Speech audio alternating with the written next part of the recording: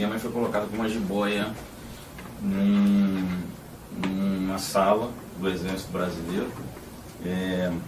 E o senhor disse a seguinte frase: coitada da cobra. Sim, falei. O senhor reitera isso? Reitero. Fala, seus mal diagramados! Mesmo com calvície precoce, Eduardo Bolsonaro não precisa de teste de DNA para ter a certeza de ser filho de Jair Bolsonaro. Com tanta simpatia pela ditadura e desprezo pelas mulheres, é óbvio que não existe a menor chance de ter sido trocado na maternidade ou ainda ter sido fruto de um caso fortuito em uma festa de embalo. No último fim de semana, o filho 03 do excrementíssimo presidente do Brasil copiou a deficiência moral do pai e debochou da tortura que Miriam Leitão sofreu durante a ditadura militar. O ataque foi feito após a jornalista escrever um texto ressaltando que a única via possível é a da democracia e que o atual mandatário do país despreza esse caminho. Em seguida, o parlamentar escreveu no Twitter: "Ainda estou com pena da cobra. A serpente citada pelo político se deve a relatos da própria jornalista que durante a ditadura militar foi presa, agredida e torturada. Miriam relatou que teve de ficar nua em frente a 10 soldados e 3 agentes de repressão e passar horas trancada em uma sala com uma jiboia. À época, ela estava grávida de 1 mês. Essa não foi a primeira vez que Miriam foi atacada assim pela família, não. A tentativa fracassada de humor politicamente incorreto foi criada pelo próprio Jair, que chegou a reiterar que sentia pena da cobra em uma entrevista concedida ao filho da própria Miriam Leitão. Minha mãe foi colocada com uma jiboia numa sala do Exército Brasileiro.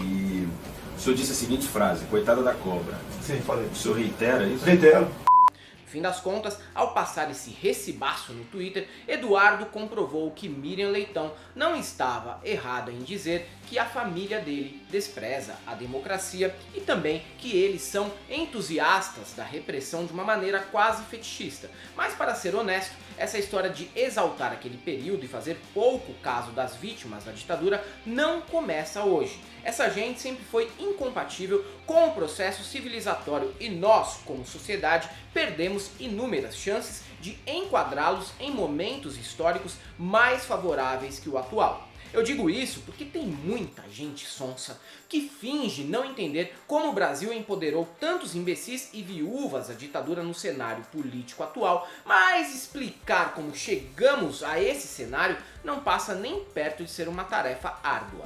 Um dos primeiros e principais erros foi o pacto estabelecido até esse momento para não revisar a lei da anistia instituída em 1979 por Figueiredo como uma manobra para que agentes públicos sociopatas não fossem para a prisão.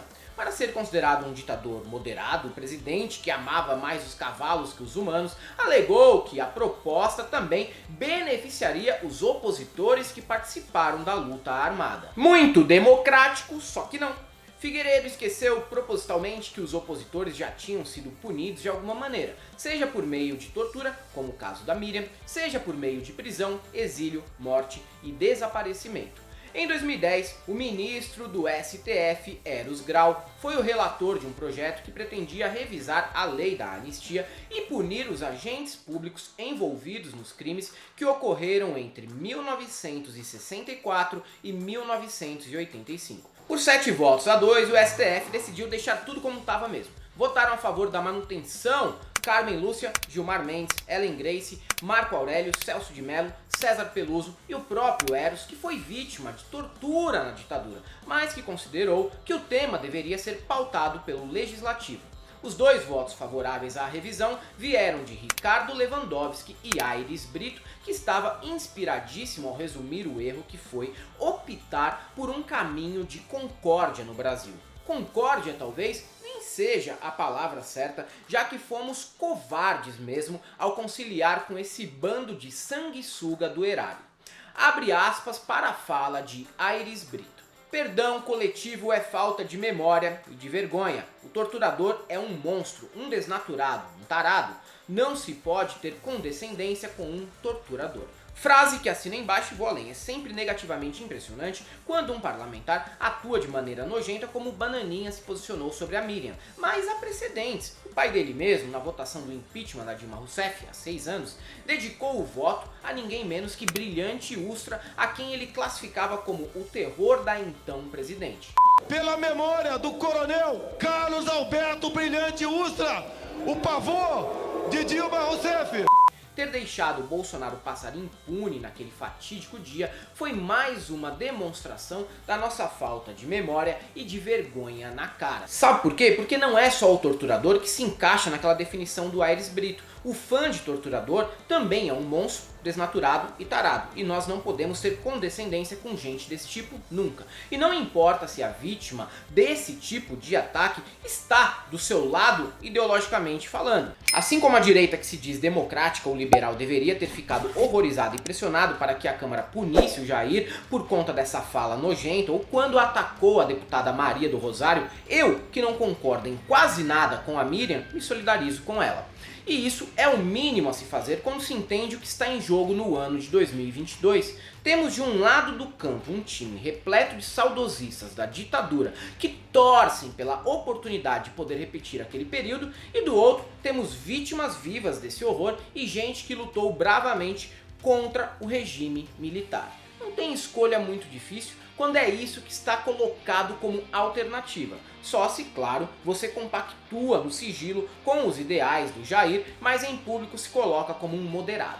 Acontece com bastante frequência, inclusive. E não pensem vocês que esse posicionamento é apenas cortina de fumaça do 03 e não tem lastro dentro do governo.